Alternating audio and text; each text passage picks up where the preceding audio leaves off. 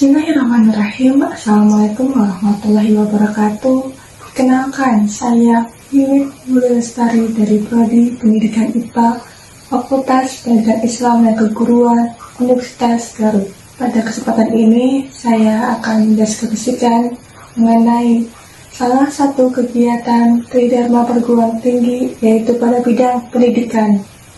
Sesuai dengan bidang saya, pendidikan IPA, saya mengajar beberapa mata kuliah yang salah satunya penilaian hasil pembelajaran IPA.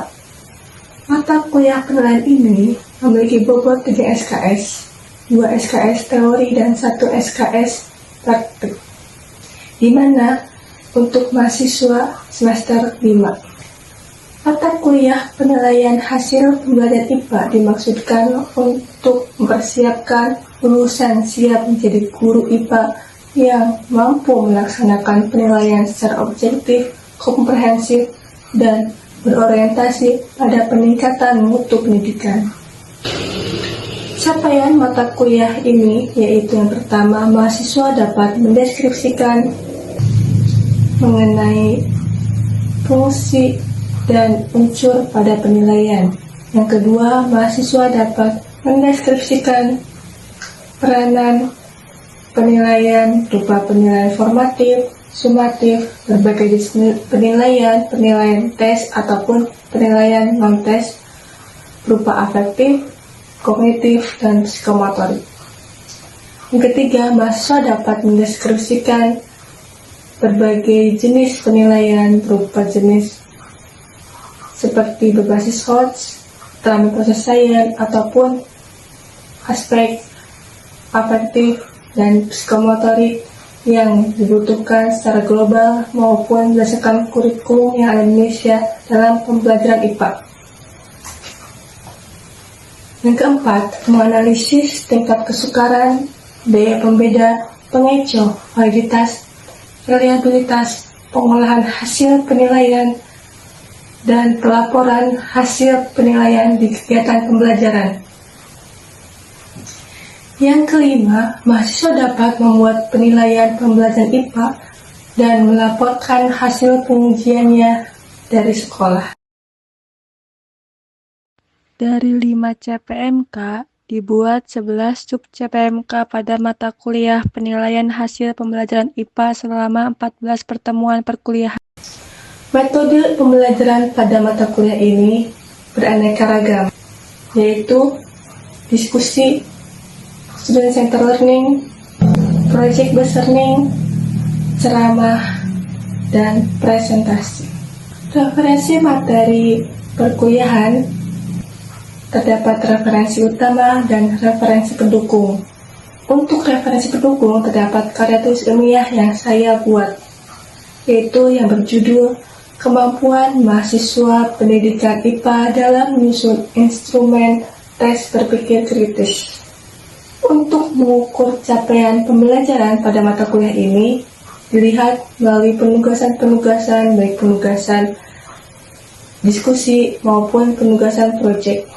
Penugasan diskusi merupakan penugasan pengerjaan lembar kegiatan dengan menjawab pertanyaan, menganalisis rubrik-rubrik, ataupun menganalisis penilaian non-tes. Sedangkan untuk penugasan proyek yaitu membuat artikel ilmiah berkaitan dengan penilaian pembelajaran IPA. Selanjutnya untuk proyek yang kedua yaitu membuat penilaian pembelajaran IPA baik itu berupa tes ataupun non-tes yang selanjutnya diujikan di sekolah.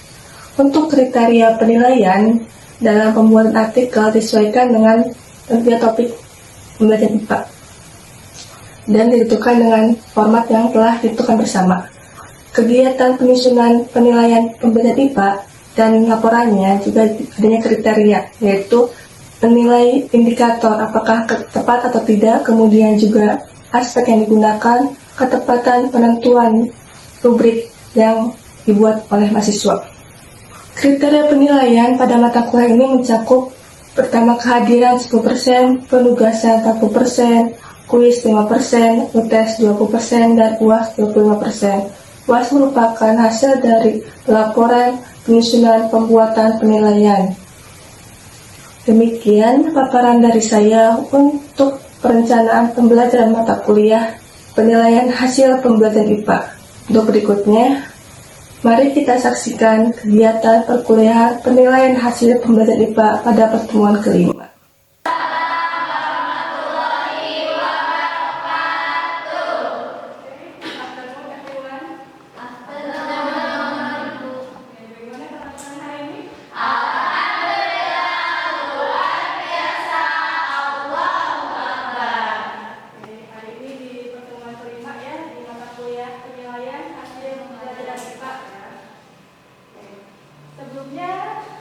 Sebelum memulai pembelajaran, alangkah baiknya kita berdoa. Silakan, saudara Rehan, mungkin doanya. Sebelum pembelajaran harus berdoa.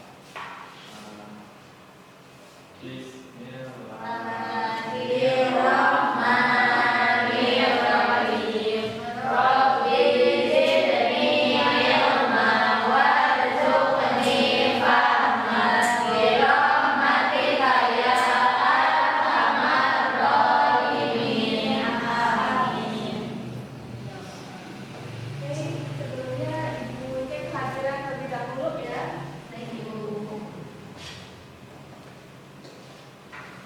Nampaknya ada yang hadir ya. Sakit dan nampaknya ada sakit dan juga izin. Oke, tidak apa-apa. Semoga yang sakit diberi kesehatan ya. Kalian alhamdulillah pada sehat-sehat ya. Oke, kali ini di mata kuliah penilaian hasil pembelajaran IPA materi tentang analisis struktur soal yang di pertemuan kelima hari ini. Nah, sebelumnya saya minggu lalu kalian belajar apa? Ya, ingat ya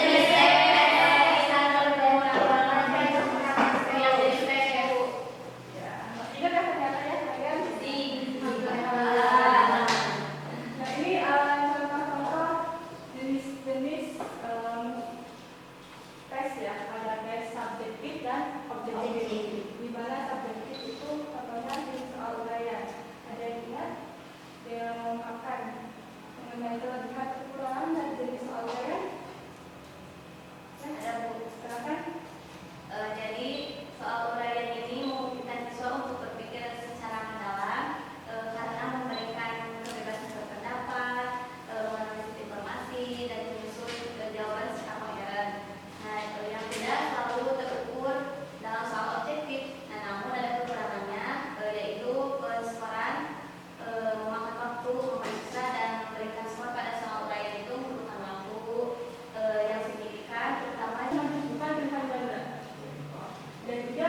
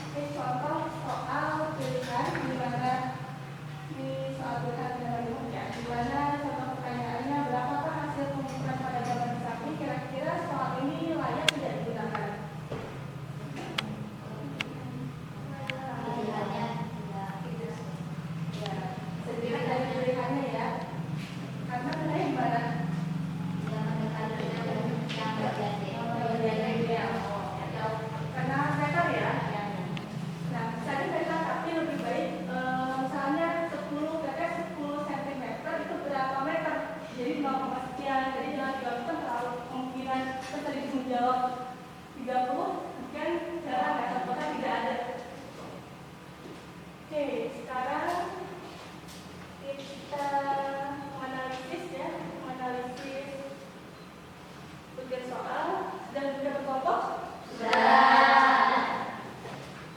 Ini bisa diserahkan ke kelompoknya. Ibu beri waktu 50 menit. Nanti apabila dalam kami sudah dikabar. Sudah, Ibu.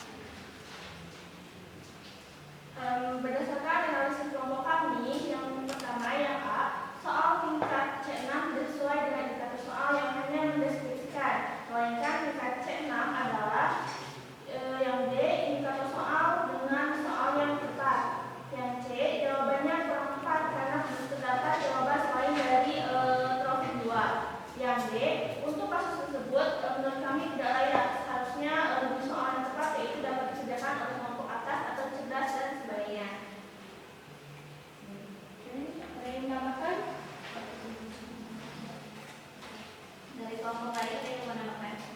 Kelompok kami menambahkan menurut kami untuk pengsoalan berikutnya itu belum jelas terlihat, jadi membahas kebenaran proyek itu tepat seperti apa. Baik. Terima pendapatnya. Dia itu saya pendapat. Silakan. Mungkin sekian yang dapat saya sampaikan. Yang dapat saya sampaikan. Mohon maaf bila ada kesalahan. Assalamualaikum warahmatullahi wabarakatuh. Oke, tadi ya pembicaraan pertama di mana itu ada gambar tabel ya, gambar tabel ya. Di mana gambar tabel tersebut levelnya C6 ya. C6 kan tingkatnya kognitifnya. Tapi di satu soalnya ini mendeskripsikan ya, memang tidak sesuai antara C6 dengan indikator soal. Begitu dengan soalnya, gitu. Kemudian jawaban. Nah, jawaban kan semester 1 ya, mata kuliah dulu. Kan saya makanan.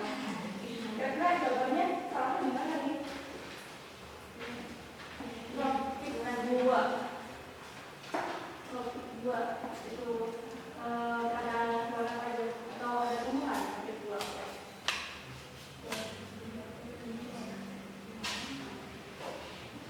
Kira-kira tumbuhan atau hewan apa saja yang berada di tingkat tropik 2?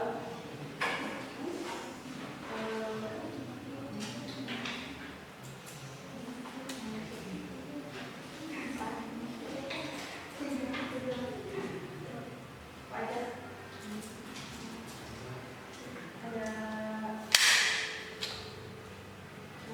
Genzi termasuk tropik 2.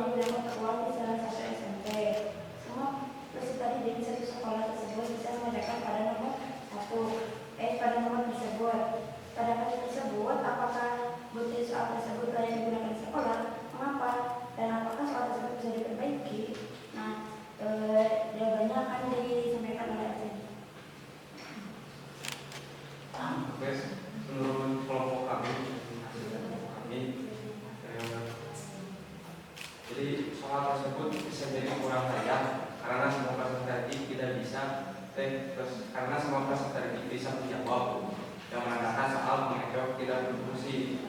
Lalu soal tersebut bisa dirubah untuk pilihan atau pengecekan tersebut.